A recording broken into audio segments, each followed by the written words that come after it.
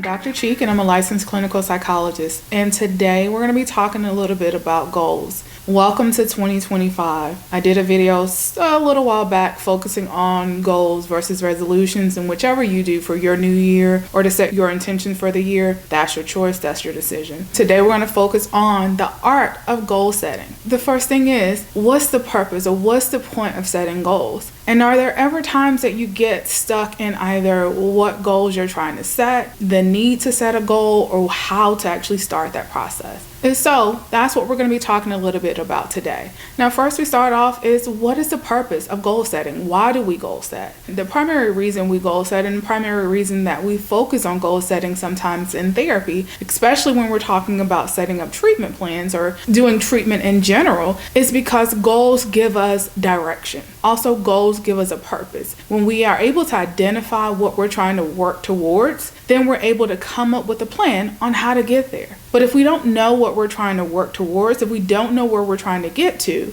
then how do we actually know when we've made it? Or how do you know when you're off course? So the purpose of us typically setting goals, and the purpose of us actually going through the motions of actually trying to set goals for ourselves each year, or however you set goals throughout the year, is so that we have a purpose, or we have a desired outcome. We have a place that we're trying to get to, and this gives us a direction of where we're trying to go. And now we can start to identify what we need to do to get there. What steps do we need to take? What changes we need to make in our lives, or what steps we need to set up throughout this process to get to that goal. Now, goals themselves, they can be short-term goals, they can be intermediate goals, but they can also be long-term goals. Short-term goals are those goals that we tend to set for maybe 1 week to 6 months. Those intermediate goals, maybe 6 months to maybe like a year or two. Now, those long-term goals are those goals where people ask you questions like, where do you see yourself in 3 to 5 years? Those are those long-term goals. And each of them have a different relevance to our lives. The short-term goals, and the reasons why we set short-term goals, is because sometimes we need those built-in incentives along the way so we can meet those long-term goals. So one way that you may have heard of, you may not, but one thing that we typically utilize, or what we're starting to utilize a lot in therapy, is setting SMART goals. And SMART goals, because we love acronyms, are simply specific goals, measurable goals, goals that are achievable, goals that are realistic, and goals that have like a time specification. So what this typically looks like is, when we're setting a goal, first we got to identify what areas of our lives that we want to actually set this goal. So goals can be educational, goals can be financial, goals can be relationships, spiritual, emotional, career, health, wealth. Our goals can range and touch many areas of our lives. It just depends on what you want to focus on. So those are two aspects that we utilize to define our goals. So what area of our lives do we want to focus on? And also, what's the timing on this goal? Is this a short-term goal? Is this an intermediate goal? This is a long-term goal. Once we're able to identify that, then we are able to put into place those steps that we need to take in order to reach that goal. Now, what we want to be mindful of is that when we're setting these goals, we're not setting goals that set us up to fail. Now, goals that typically set us up to fail are goals that are unrealistic, that aren't truly within your power to achieve. Now, I always want people to strive for the very best in themselves, to kind of push yourself outside of your comfort zone. That tends to be where growth happens. However, it needs to still be realistic. It is not helpful to set goals for ourselves that we are really clear are not realistic. Another way that we set ourselves up for failure is that we set goals that are vague. We set goals that are ambiguous, that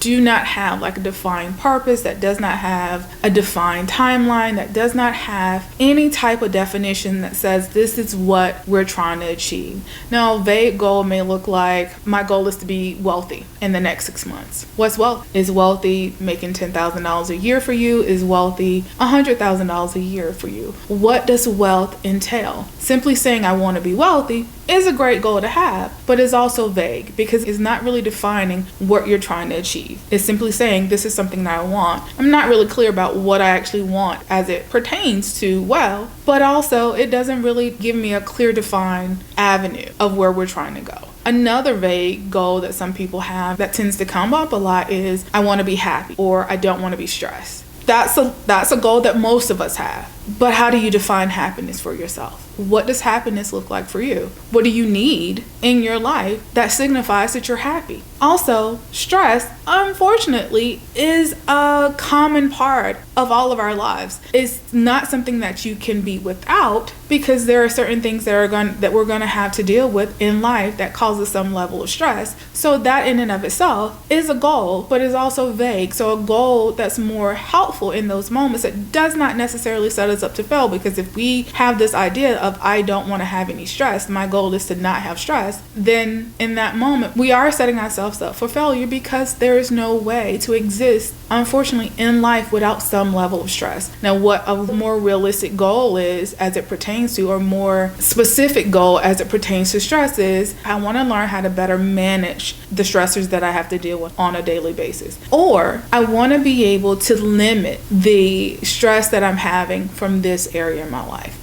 So that's work or relationships or school or children. What is the stressor? How do you want to affect change in that stressor? That's how we set goals. Another way that we set ourselves up for failure is setting goals that require someone else to behave in a specific way that we don't have control over. Now, what this may look like is we may set a goal such as, I want to be married in 6 months. Problem with that goal is your relationship partner has made it very clear that marriage is not something that they're interested in, at least in this moment. It's not completely off the table, but it's not something that they're willing to entertain this year. It doesn't really matter how much you plan around that goal, how much you put into it to make it happen. If you're dealing with someone that you require them to behave in a certain way, that is already clear that that's not how they're going to behave, you in that moment are setting yourself up for failure, because there's a high probability that they're going to say no. And then that creates another level of stress and another level of emotion. So when we're setting goals, we need to make sure that we're not setting ourselves up for failure, but we are pushing ourselves outside of our comfort zone and wanting to get to the next level in our lives and achieve something that we feel like we don't have at this moment. What I want to be clear about is that goal setting is a helpful and effective way to create a roadmap for yourself through life. And it gives us a sense of purpose. It gives us a direction for where we're trying to go, and it gives us something to work towards.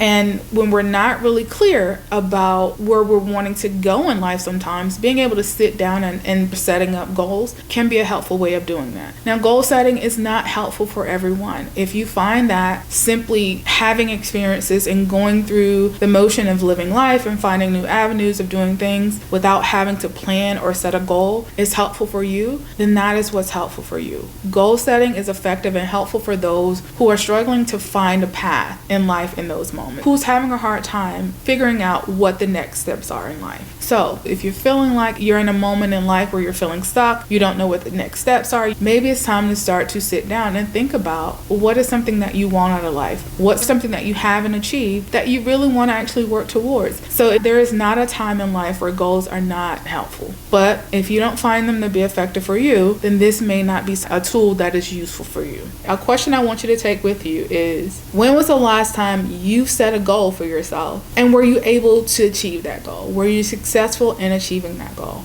If so, what helped you along the way? If not, what got in the way? What obstacles got in the way of you achieving that goal? The art of goal setting is really simple. Think about what you want to achieve, be very specific, be realistic, put some type of time parameter around it. It doesn't have to be constrained, it doesn't have to be rushed, it doesn't have to be pressured, but it has to have some relevance, or it has to have a time parameter around it, or it could get lost in the process. And then start to look at the steps it takes to achieve that goal and put it into action and see if you're able to set yourself up to achieve that goal and to actually reach that goal. And if so, awesome. If not, we may need to retweak that goal a little bit.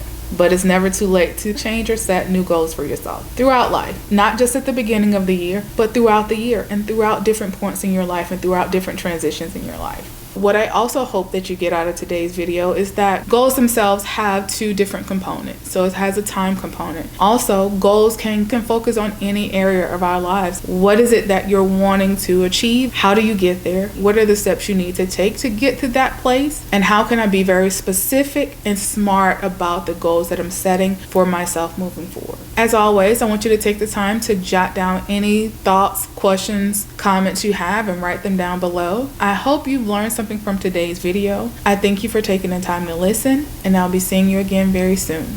Thank you.